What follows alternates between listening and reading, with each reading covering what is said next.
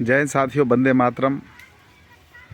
आज पुनः जो हमारा धरना प्रदर्शन चल रहा है और धरना प्रदर्शन को कमज़ोर करने की जो साजिश शुरू से चल रही है, क्योंकि यह धरना प्रदर्शन जवान और जेसीओ का प्रदर्शन है।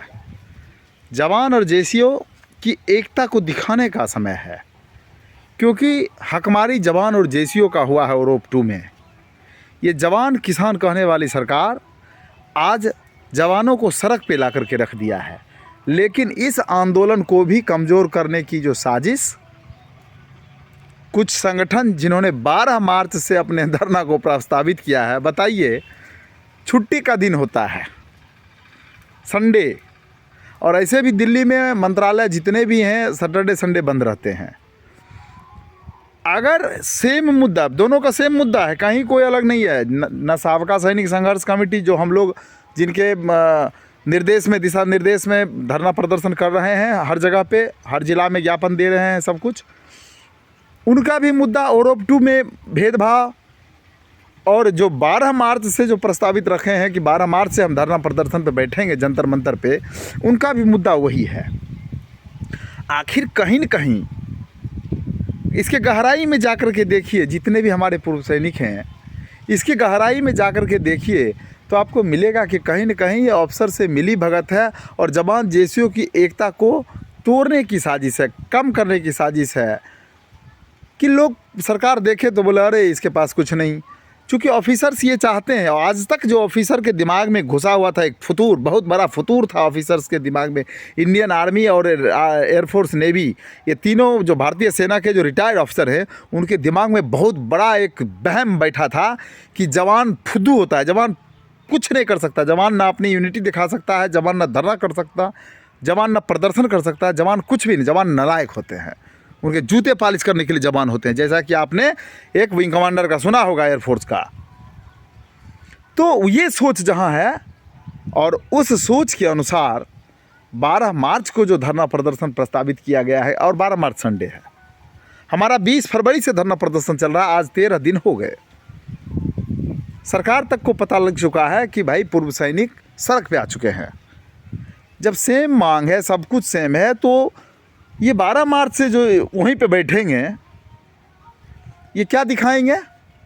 जवान और जेसीओ के टकराव को दिखाएंगे कि मैं पूरब चल रहा हूँ, ये पश्चिम चल रहे हैं। मंजिल एक है, लेकिन एक पूरा इलाका चक्कर मार करके उसके बाद पहुँचेंगे, और एक जो बैठे हुए हैं हम लोग, हमारी मंजिल सामने है।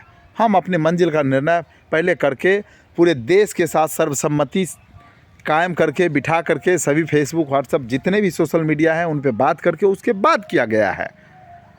तो कहीं न कहीं ये जो 12 मार्च से प्रस्तावित है, यह एक सुनियोजित साजिश है जवान जेसीओ की एकता को तोड़ने की, जवान जेसीओ को कमज़ोर करने की, ताकि हमारे यूरोप 2 की जो विसंगतियां हैं वह टाँय फिस हो जाए, वह दूर नहीं हो।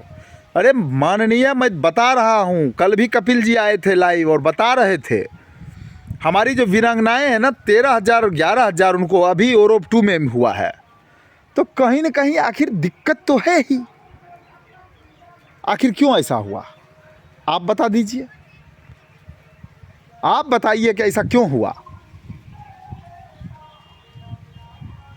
क्या ऑफिसर्स की वाइफ वीरांगनाएं जो है 2,75,000 और हमारी वीरांगनाएं को 13,000, बताइए कैसे गुजारा। देखिए, ये सब नाइंसाफ़ी है। प्रीमेचर तो होता ही नहीं, जवान कोई नहीं प्रीमेचर। तो अब बजाते कई बार बोला गया है, हमारा मेमोरेंडम में दिया गया है, सब कुछ दिया गया है कि जवान तो 15 साल के लिए आते हैं। फिर काहे 15 साल के बाद वो प्रीमेचर, वो घर आ सकते हैं, उनको ऑथराइज है, फिर प्रीमेचर कैसे? तो ये सरकार जो है यूरोप 1 दिया, उसमें भी खामियां बहुत थी। 7 CPC में अफसर्स को इन्होंने बहुत ज़्यादा दे दिया, वो सब लोग जानते ही हैं। 2.81 के गुणक में ऑफिसर्स को, 2.57 के गुणक में हमारे जवान को दिया गया। तो हम लोग कहीं न कहीं व्यथित हैं। हम जवान जेसीओ जो है मजबूर हो चुके हैं एकता दिखाने के लिए और ये बात करने के लिए। लेकिन ये 12 मार्च वाली जो बात है ना, मुझे हजम नहीं हो रहा है। इनको इसी मुद्दे पे आना था, तो हम लोगों ने भी संपर्क किया था, कहा था कि भाई इसी के साथ आइए, एक साथ हुजूम जो रहेगा, जो जनसैलाब रहेगा, वो देश के सामने एक नज़ीर पेश होगा कि पूर्व सैनिक भी आज आंदोलन पे हैं।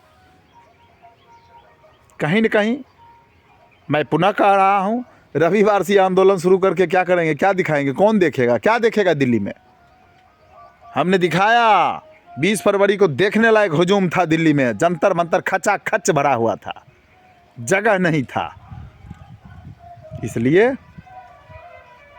12 मार्च के जो भी धरना के प्रस्तावक हैं या जो भी कर रहे हैं, आप टोटली जवान जेसीओ की एकता को छिन्न भिन्न करने के पीछे पड़े हुए हैं। आपकी मानसिकता स्पष्ट है। खैर जो भी है, हम भी देखेंगे कि आप 12 मार्च से कितना हुजूम लाते हैं, आप कितना प्रभावी साबित होते हैं। लेकिन मैं तो कहूँगा, जब दोनों का मंजिल एक ही है, रास्ता एक ही निकलना चाहिए, ताकि हम जल्द से जल्द फतह करें मंजिल को और अपनी कामयाबी, हमारी जो मांग है उसको मंगवा सकें। हमारी जो 7 लाख विधवाएँ वीरांगनाएँ हैं उनको उनका हक दिला सकें। हमारे जो प्रीमेचर वाले 70% हैं उनको उनका हक दिला सकें। इक्वल MSP, इक्वल भत्ता की बात जो हो रही है वो हो सके, जिससे वर्तमान सैनिक को भी, भाई वोट बैंक तो मान लो, एक चीज़ तो जान लीजिए जनाब, आप भी सुन लीजिए, वोट बैंक हमारे पास है 28 लाख समथिंग है हम लोग रिटायर वाले, और 15 लाख सर्विंग इनके परिवार। एक आदमी अगर 10 वोट, एक आदमी के पास 10 वोट मिनिमम बोल रहा हूँ, ये 20 हो सकता है, ये 25 हो सकता है, बढ़ सकता है। कौर कुटुंब, रिलेशन, सगे संबंधी को जोड़ देंगे तो बहुत बढ़ेगा। लेकिन ये चीज़ भारत सरकार को मैं बता रहा हूँ कि आपके आँख कान को खोल लीजिए। आपने जो हमारे साथ छिनतई किया है ना, पूर्व सैनिक जवान जेसीओ के साथ, उस छिनतई को सुधार कीजिए।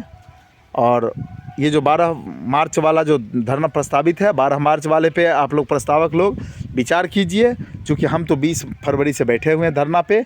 हमारा धरना और हमारा 20 फरवरी वाला जज्बा और जोश देख लीजिए। आगे आप लोग समझदार हैं, बेहतर करेंगे, क्या करेंगे, लेकिन आना पड़ेगा, मंजिल एक साथ आना पड़ेगा।